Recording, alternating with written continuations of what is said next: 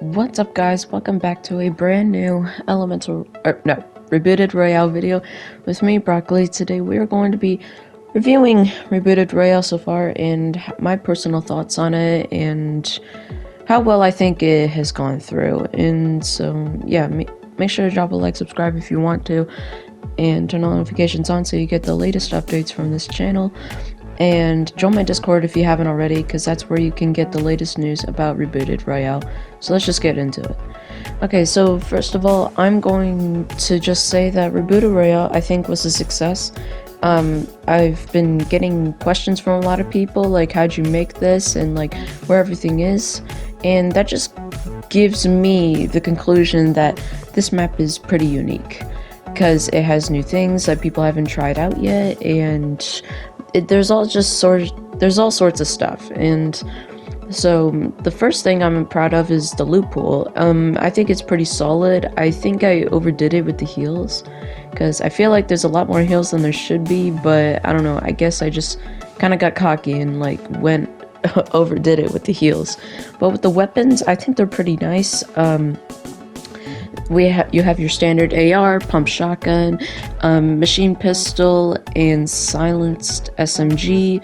You have a burst and tac and heavy shotgun, and all of your like standard fresh weapons. And you even have new way of opening chests. It's not your normal chest in regular BR. They're pretty much just like little briefcases. And as you see in this footage, you can see how it works.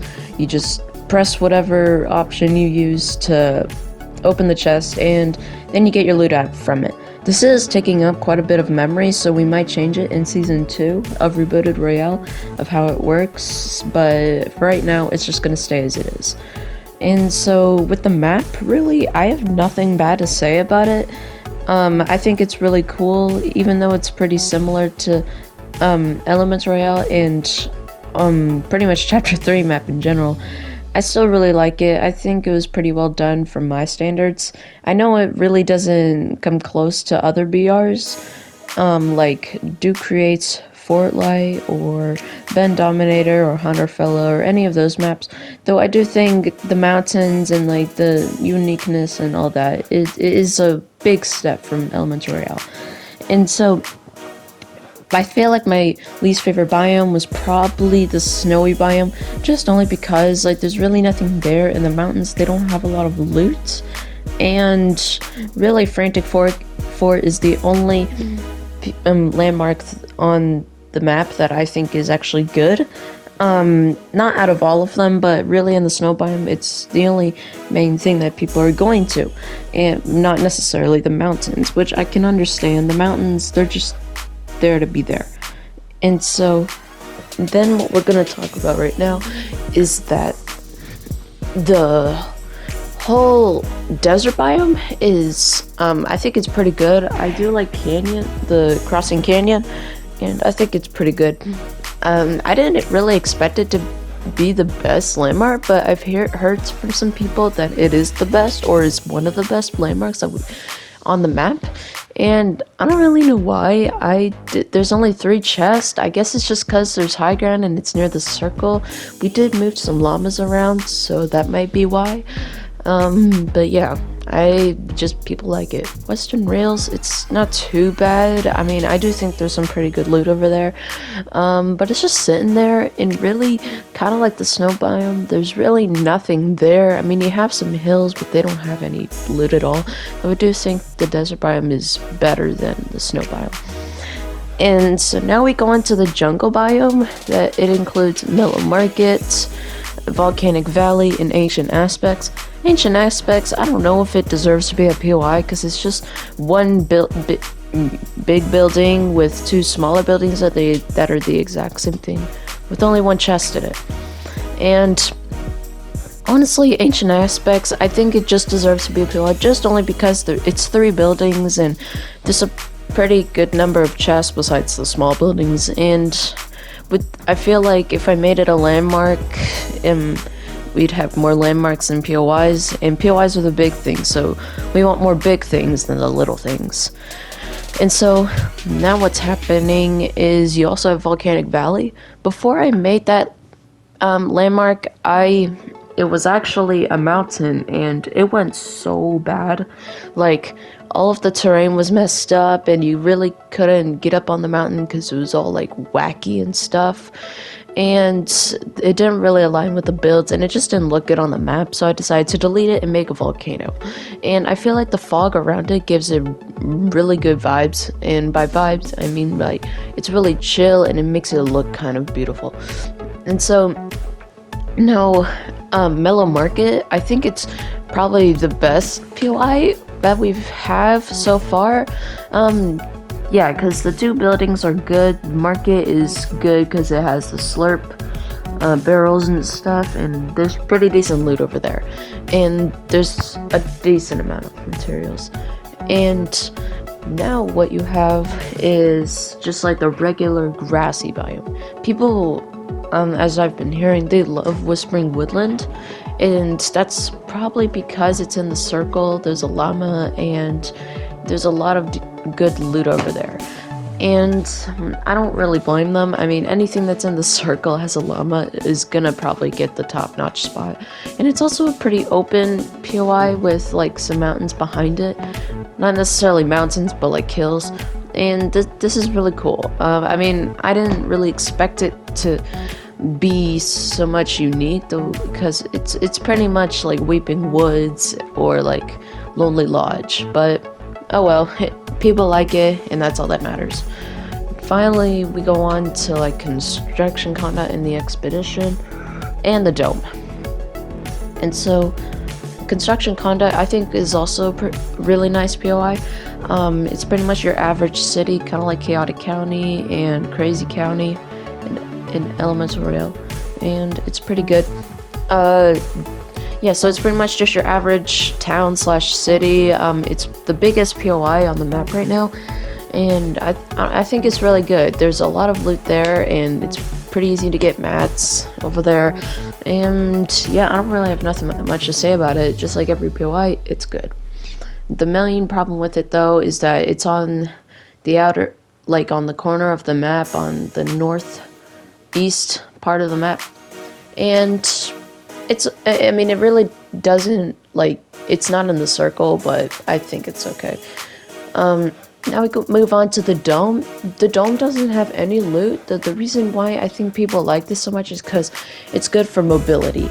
Because all it is just a little island, and there's like a hole in the center of it, and you pretty much just like go up like the terrain, and then you can go in the hole and then like fly back up to get some mobility and glide like wherever you want to, mainly the circle.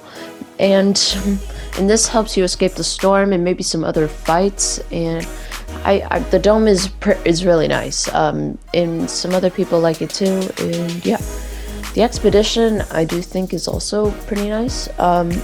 It's pretty much the best POI out there besides like all the other ones I've mentioned. But yeah, the expedition takes the cake, mainly because it's a vault and it's pretty easy to get into the vault, because the keycard is always in its same place.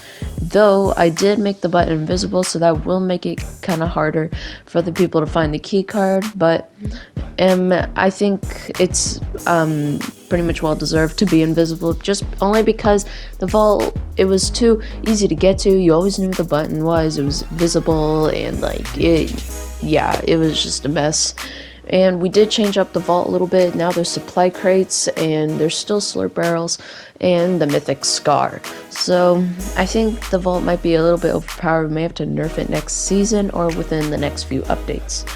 And so yeah, that's pretty much all the POIs and landmarks that we have. Now we're gonna move on to like the updates that we're coming into. So for each season, I'm planning on doing 3 updates. We don't have our first one yet, but it's coming up very shortly. So pretty much what's gonna happen is after 2 weeks of the map being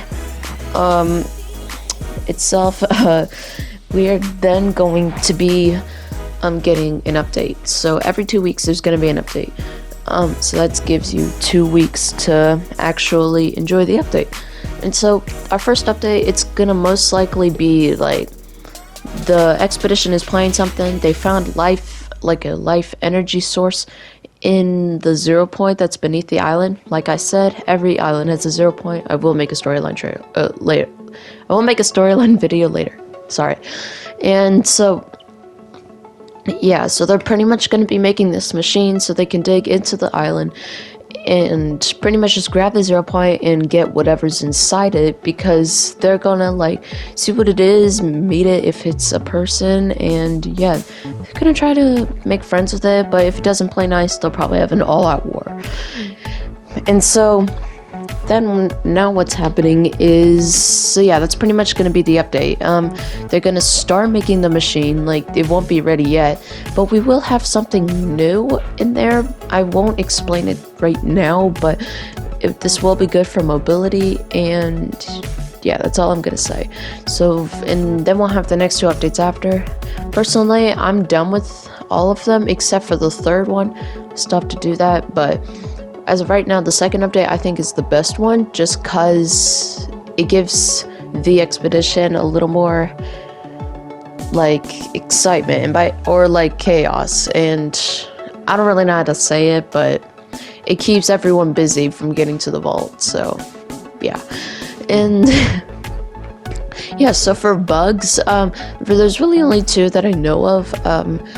There's a glitch with the crash pads or like any other kind of item that you can throw. It like kind of disappears on the terrain, or like with the crash pad, it just like spins around on the terrain and then it just disappears.